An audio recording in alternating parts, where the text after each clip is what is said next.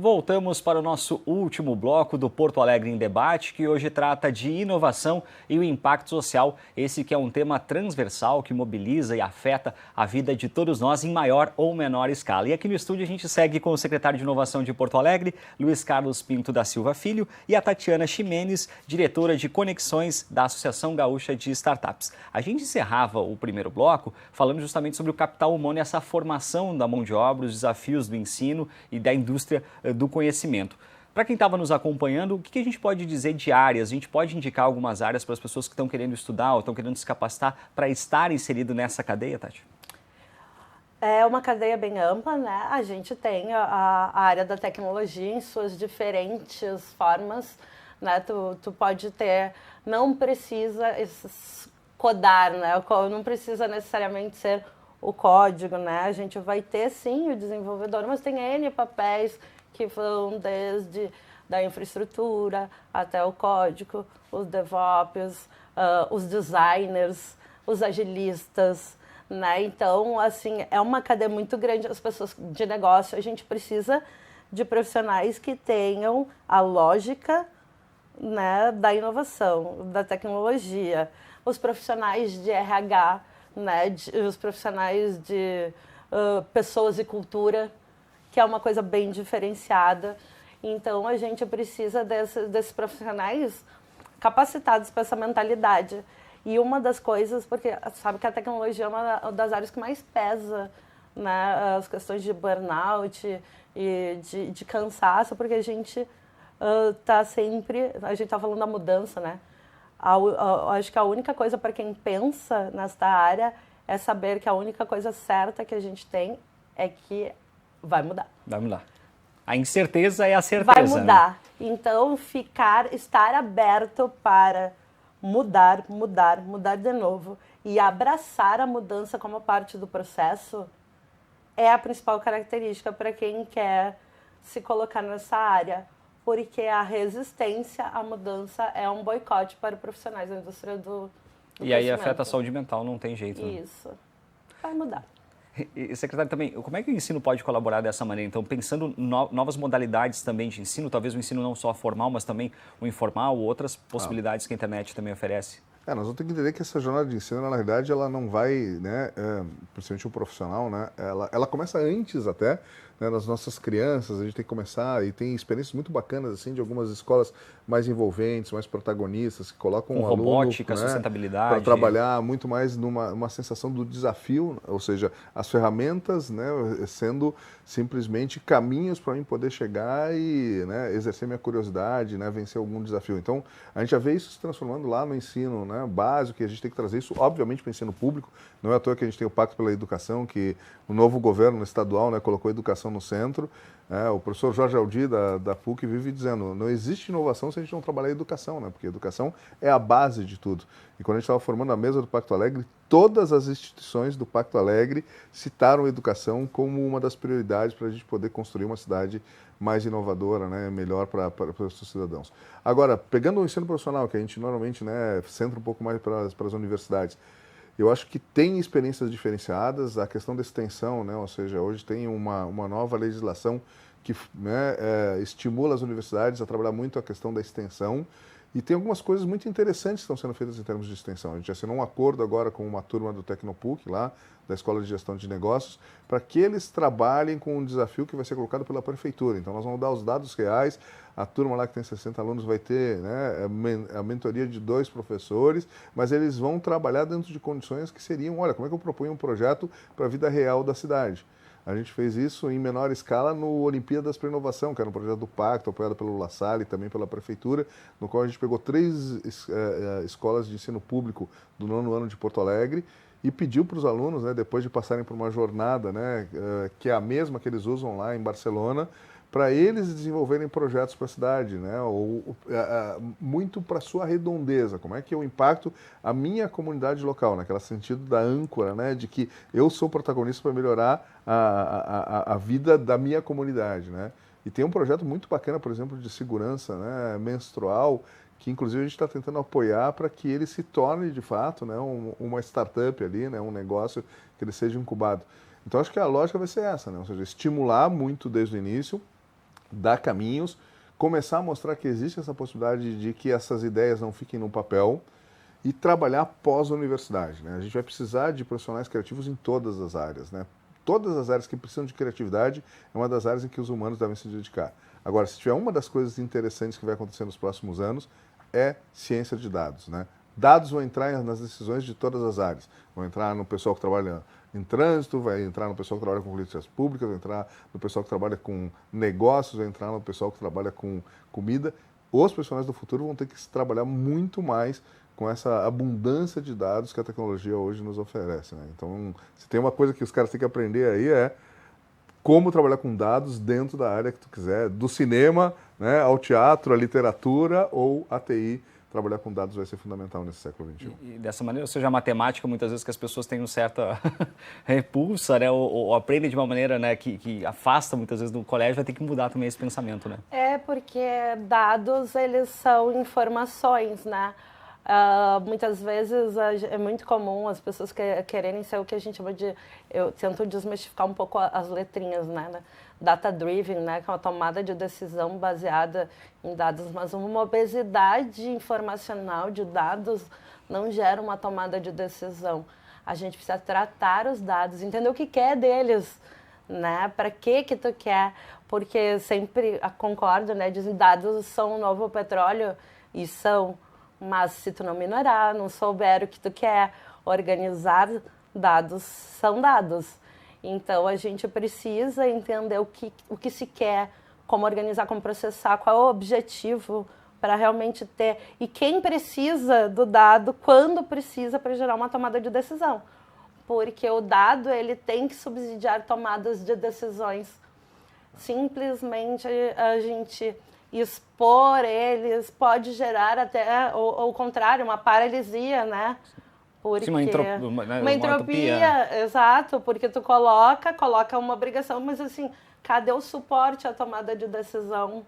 E pelo contrário, né? Hoje a gente tem uma responsabilidade cada vez maior, justamente porque a gente tem muitos dados, né? Toda a LGPD, hoje a gente tem discutido isso muito em muitos fóruns internos da prefeitura, né? A gente tem muito mais dados, a gente tem muito mais responsabilidade com esses dados, existem questões importantes ali de privacidade, né? De como é que a gente usa isso de uma maneira que gere o bem comum. E tem as habilidades que estão por trás disso, né? É raciocínio lógico, é a capacidade de enxergar muitas vezes o significado, né, de uma maneira inovadora, né? Ou seja, é a criatividade. São essas habilidades que vão fazer o diferencial do futuro, com algum domínio, obviamente, né, das novas tecnologias que nos permitem fazer isso em grande escala, né? E em paralelo a isso, tem a questão também do acesso ao capital para poder estimular os novos negócios, né? Como é que enxerga esse momento, secretário e diretor? Como é que vocês percebem essa questão ou de anjo investidor, de financiamento, para o surgimento de novas startups ou novos negócios criativos, tecnológicos nesse ecossistema? Acho que melhorou muito também, né? Ou seja, de novo, se a gente olhar historicamente, né, a gente começou a ter as primeiras, né, aceleradoras, e elas são muito relevantes. Hoje a Venture, que é uma aceleradora aqui do nosso ecossistema, hoje ela está trabalhando em todo o país, né? Então a gente conseguiu criar algumas estruturas importantes aqui, né? Secretário, não, só para pegar o gancho da aceleradora, acho que para quem está nos acompanhando, a aceleradora é diferente de incubadora. Isso, tá, vamos então fazer uma diferença. Poder... Assim, tem os programas de fomento ao empreendedorismo, né, que podem ser em disciplinas, podem ser em programas, que é mais ou menos um despertar para o empreendedorismo. Quando a gente desperta as pessoas para o empreendedorismo, a gente muitas vezes, né, e elas têm uma ideia, a gente forma uma equipe e começa a pedir para eles desenvolverem um plano de negócios, né, ou um protótipo, que a gente chama o MVP, o mínimo produto viável, e normalmente a gente tem espaços para isso. Alguns dos melhores espaços são as incubadoras das universidades, por quê? Porque elas acabam conseguindo, né, fazer uma transição do conhecimento ali para dentro, né, de uma maneira melhor. Mas tem incubadoras em instituições privadas também, né, principalmente em outros lugares. Aqui em Porto Alegre nem tanto, mas em outros lugares tem incubadoras privadas também. Quando as coisas começam a dar certo, a gente vai buscar, né, gente para investir no nosso projeto, né? E aí entram muitas vezes os primeiros investidores, são às vezes investidores anjo, pessoa física, às vezes é o que a gente chama, né, de friends and family, né, os teus amigos, a tua família que vão aportar no teu negócio. Dá o suporte. Mas quando o negócio começa a tomar um pouco mais de forma, ele vai precisar de mais, né, irrigação, digamos assim, de recursos para ele continuar crescendo. E aí entram as aceleradoras, né, que acabam prospectando bons negócios e elas aceleram, né, ou seja, elas jogam recursos, mas com comprometimento, né, e muitas vezes são recursos, acesso, mentoria, para que esses negócios, então, comecem agora a ter, né, um viés de mercado dentro da linha do que seria tradicionalmente uma startup exponencial, ou seja, quase que dobrar de tamanho a cada 2 anos. Mas assim, ó, como gestor de inovação da cidade, eu quero startups, mas eu quero negócios inovadores, né? Se eu não tiver só unicórnios, mas um monte de cavalo crioulo ali, né? Unicórnios são as startups que crescem muito rapidamente a ponto de gerar lá, né, valores, né, astronômicos, né, de 1 bilhão, né? Então, mas um bom rancho de cavalo crioulo também fica muito bom, porque gera recursos, gera emprego, né? Gera atividade, gera relevância para a cidade, desde que estejam alinhados com o que seria a nova economia. Eu acho que a gente vem de assim, projeções para 2023, né? Eu acho que a gente veio de uma cultura em que o funding, né, de achar dinheiro, acompanhou a maturidade e se abriu, então, a possibilidade, porque antes, nossa, para montar um plano de negócio, o negócio já tinha mudado, o mercado já tinha mudado, e não dá. Então, essa aceleração desse processo, dessa compreensão, que faz parte daquilo que a gente falou, da cadeia se ajustar, tá melhor. Eu acho que o acesso ao dinheiro, ele acompanha muito os movimentos econômicos. Então, a gente vai ter, e há uma tendência, porque a inovação ela precisa de subsídio, ainda mais quando a gente atrela ela à base digital que tu vai ter, precisa, então, ter esse capital para ascender, né, para construir. Mas eu acho que a comprovação da maturidade, as exigências, tudo, nós estamos indo para outro nível de maturidade no geral. E parte dela é entender a distribuição desse capital de funding, seja nos estágios iniciais, seja nas suas rodadas maiores, né? Mas eu acho que sempre volume está muito ligado aos momentos econômicos que a gente vive.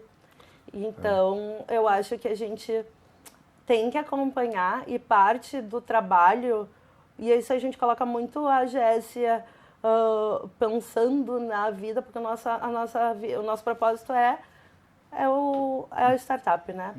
Então, sempre muito de ter informação, de conectar essas, porque tem as aceleradoras, os venture builders, tipo, agentes de fomento, surgem novos modelos, né?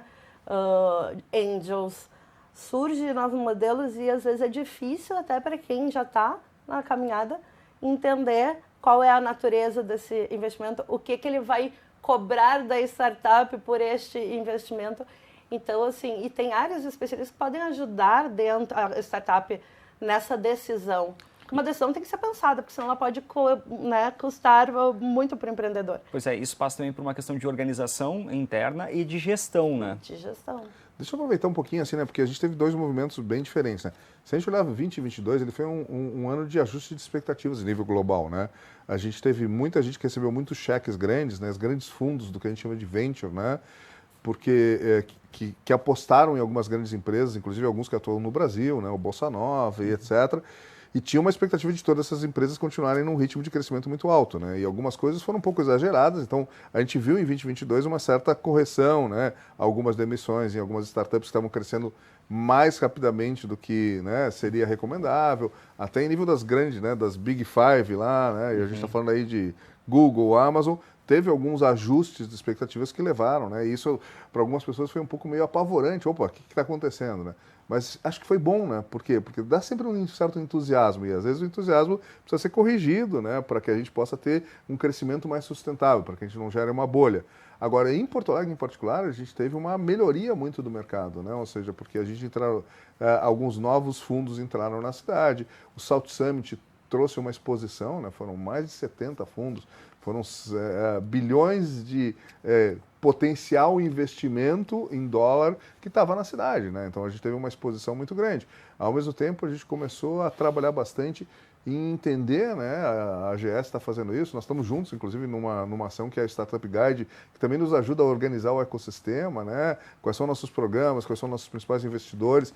Passa muito por a gente começar a entender um pouquinho, organizar, mostrar para as pessoas né? Qual é o ator correto para elas estarem se correlacionando em diferentes momentos dessa linha de investimento, né? Ou seja, se é uma incubadora, se é uma aceleradora, se são os angels, né? A gente tem uma rede de angels que é liderada pelo Anderson Dill, que sai aqui do nosso ecossistema. Então, Porto Alegre está muito protagonista nisso e acho que a gente começa a ter algumas startups interessantes, né?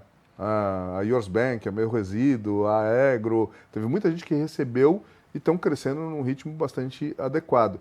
Nós estamos lançando para 2023, né, um programa com o Sebrae, que é justamente para pegar algumas dessas startups nessa fase do que a gente está saindo um pouco de startup para scale up, né, ou seja, quando elas começam a ganhar um pouco mais de porte, e dar treinamento para elas poderem estruturar o negócio, conversarem com grandes investidores. Então a gente vai trazer, né, alguns atores de fora para nos ajudar a fazer uma espécie de um bootcamp, né? Preparar a startup para esse momento que é um momento de mudança de patamar, né? Em que ela tem que começar a falar com gente que tem cheques maiores e para isso ela precisa também se organizar, como tu disse, a sua gestão, a sua mensagem, qual é o seu objetivo core, né? E como é que ela pretende ganhar dinheiro também, né? Faz parte. E dentro também do processo de enxergar a infraestrutura, o 5G surge também como uma possibilidade ali na frente para a internet das coisas e toda uma outra transformação digital. Isso é fundamental, né? Porque várias dessas tecnologias portadoras de futuro, elas encontram limitação de infraestrutura, né? Até nos próprios dados que a gente estava conversando, né? O consumo, a transação, abre uma gama de possibilidades muito grande. E colocar Porto Alegre como sendo uma cidade laboratório disso, com certeza vai nos tornar mais competitivos, mais estudiosos sobre o assunto, possibilitando com que a gente faça mais POCs, provas de conceito acerca das novas tecnologias. É uma expectativa de poder ver levar essas tecnologias para um outro, dar mais um passo em direção ao futuro. O futuro é bem discricionário, mas sim levar essas tecnologias para um novo passo, né? Então, eu acho isso inquietante, assim, é muito animador. É muito bacana porque o 5G ele é um acelerador, né? Porque o que basicamente o 5G vai fazer? Ele vai me permitir mandar mais dados, mais rápido, com melhor resposta, né? Ou seja, então ele começa a permitir justamente essa questão assim, veículos autônomos, coisas que precisam tomar uma decisão muito rapidamente, ser informado para mudar um comportamento de alguma coisa que esteja na cidade, né? Vai chover, fecha a janela, entendeu? Ele vai poder ser mais inteligente porque ele consegue dar uma resposta mais rápida em relação a isso, né? Aliás, o prefeito me fez uma provocação, disse, Luiz Carlos, reúne aí, vamos começar a conversar com as pessoas que eu quero saber o que o 5G vai poder impactar os transportes públicos. A gente deve fazer algumas, né? Já falamos com a Gartner, estamos falando com alguns atores, deve sair um encontro, até está convidado a TV Câmara para registrar lá, para a gente poder justamente começar a pensar essas trajetórias. Agora, a coisa mais interessante é também entender que assim, foi muito bacana mudar o posicionamento de Porto Alegre, né? Porto Alegre era uma das cidades que, quando a gente tinha a telefonia 3G, era uma das cidades que tinha, às vezes, mais dificuldades de ter uma boa cobertura por causa da questão de licenciamento de antenas. Num esforço conjunto que teve a Ismamus lá, né, o Germano e outros atores, que teve o CREA, que teve especialistas, a gente conseguiu sair de uma posição de ser uma cidade que era tida como um pesadelo para poder botar novas antenas, para ser a cidade que teve a primeira legislação de 5G, que é copiada para os outros municípios e que é tomada como referência de agilização, né? Hoje tu pode entrar e, se tiver as condições, né, do decreto, tu faz um licenciamento de uma antena de 5G imediatamente. O que as pessoas têm que entender é que o 5G, na verdade, ele vai ser gradual, né? Porque para ele poder ter toda essa potência, eu preciso ter antenas quase que de 2 em 2 quadras, e isso tem um certo custo. Então, hoje a gente está experimentando o início do 5G. E a troca na hora de que a rede também, começar né? a ficar mais densa, a gente vai sentir muito melhor os impactos que isso vai trazer. A gente está chegando quase na reta final já do programa. A gente tem 2 premiações para poder destacar que envolvem justamente o tema da inovação. Secretário, dia 27 de março tem a premiação, né, para a gente poder destacar. Isso, Prêmio Inovação Porto Alegre, né? Ou seja, a primeira vez que nós vamos ofertar, ele é diferente de outros prêmios porque ele não tem categorias muito fortes assim, ele é muito mais, ele tem só 2 fases, uma que é o destaque de inovação, que aconteceu de legal na cidade no último ano, e tem muita coisa legal, né? Ou seja, a gente vai ter o Hall das 20 aí, tem ali ações de comunidades, as mulheres da Restinga, tem tanta coisa indicada lá para esses 20, né, que vai ser muito bacana poder fazer. E o que a gente chama da Comenda de Inovação. Aí a Comenda de Inovação não é a foto do que aconteceu em 2022, é a trajetória da pessoa, e essa aí, né, é decidida direto com o prefeito. A gente deve ter uns 5 destaques e umas 3 comendas que vai ser aí colocadas, né? Até a GS, acho que está lá entre os indicados, né, pelo impacto que ela teve em 2022 ali, né? E é um prêmio que chega para ficar. É um prêmio que chega para ficar, né? Porque ele tem essa função de ser celebratório, né? Dele mostrar, como eu disse, tem muita coisa legal acontecendo na cidade que às vezes a gente não percebe. Então a lógica do prêmio Inovação é dizer, cara, olha que bacana o que aconteceu no último ano, olha quanta gente está ajudando a avançar a agenda de inovação da cidade, né? É menos competitivo e muito mais para a gente poder, colaborativo, né? Celebrar, né? Ou seja, valorizar, né? A força da inovação na nossa cidade. E a gente tem outra premiação que é o MAT Awards, que é o Mercado, Aceleração, Tecnologia e Empreendedorismo da Muito AGS, bacana. né, Tatiana? Ai, chegou o momento. Nossa, o MAT, ele foi tão pensado, repensado. Ele teve data no ano passado e a gente viu, não estamos prontos porque a agenda do ano passado estava muito difícil. E aí a gente pensou, repensou e disse, não vamos desistir. Porque a gente viu que vários estados têm a sua premiação. E a gente falou, não vamos desistir do MAT. E aí encontramos o nosso grande parceiro, Sebrae-X, né, que é o parceirão. Sebrae-X é fantástico, né? E aí, Sebrae. Vamos de MAT, vamos, não vamos desistir. Vamos. Eu adorei o nome, né? MAT é super nosso, né? Ou seja, muito legal, muito legal. Ou a publicitária antiga que morreu em mim, ressuscitou. Aí a gente pegou e fez o MAT, vamos fazer, relançamos, e o que nos motivou muito para fazer foi assim, ó, ano de 2023 vai ser glorioso pra gente. Certeza, né? Ele já está contratado, a gente precisa entregar. Dia 27 de março é o prêmio, mas dia 29 e 31 é Salt Summit, hein? 28 de fevereiro. O MAT, 28 de fevereiro, e o Inovação Porto Alegre, 27 de março. 28, 29 e 30, Salt Summit, com mesa do Porto Alegre no dia 30. Vai ser, já está começando a 1000 esse ano, né? E a gente fez exatamente por isso. A gente queria abrir o calendário como acho que nós pensamos todos juntos, pela trajetória dos nossos empreendedores. E para votar pode ser pela internet, mas acessando o Instagram da AGS. Pode ser um caminho. Os links gerais, as empresas, porque a gente tem 7 categorias: Startup do Ano, Produto e Serviço, laboratórios públicos, privados, ambiente, e as empresas grandes e médias com seus com sustentabilidade e gestão de inovação. Estão fazendo suas campanhas. Eu já recebi vários, né? E me pediram para votarem lá em alguns deles. Aí, e nosso no @SomosAGS, torcemos por todos. Ótimo. A gente então está chegando na reta final do programa. A gente tem mais ou menos um minutinho para cada um dos nossos convidados para falar dessa expectativa então para o ano de 2023. Secretário. Obrigado, TV Câmara, né, por colocar a inovação como um dos temas. Acho que a gente precisa de um programa quase que mensal para isso, né? Tem muita coisa acontecendo e vai acontecer muito em 2023. E é super importante o papel que vocês têm de divulgar isso, né? Porque as pessoas têm que se sentir engajadas, né? A gente está recuperando a autoestima da cidade, a gente está começando a passar para as pessoas que esse é o caminho para que a gente possa fazer uma Porto Alegre melhor, né? Uma Porto Alegre melhor e que dê mais qualidade de vida para os seus habitantes, né? Então, assim, viva a inovação e vamos garantir que ela seja feita dessa forma, né, conjunta, né, dessa forma compartilhada, que é o que vem dando certo nesses últimos anos. Tatiana, 2023. 2023 vai ter novidade sendo lançada no MAT, é só o que eu posso dizer. É só um teaser. Ok, então quero agradecer mais uma vez a presença do secretário de Inovação de Porto Alegre, Luiz Carlos Pinto da Silva Filho, e da diretora de Conexões da Associação Gaúcha de Startups, Tatiana Ximenes, pela oportunidade, pelo compartilhamento então das ideias, pelos prêmios que já ficam no radar associados ao Salt Summit e outros eventos de inovação que a gente vai destacar aqui na TV Câmara. O programa de hoje então fica por aqui, o Porto Alegre em Debate. Este e outros programas você acompanha no nosso YouTube, no site da Câmara e também nas nossas redes sociais. Dá um like, compartilha. Muito obrigado pela sua companhia e até a próxima.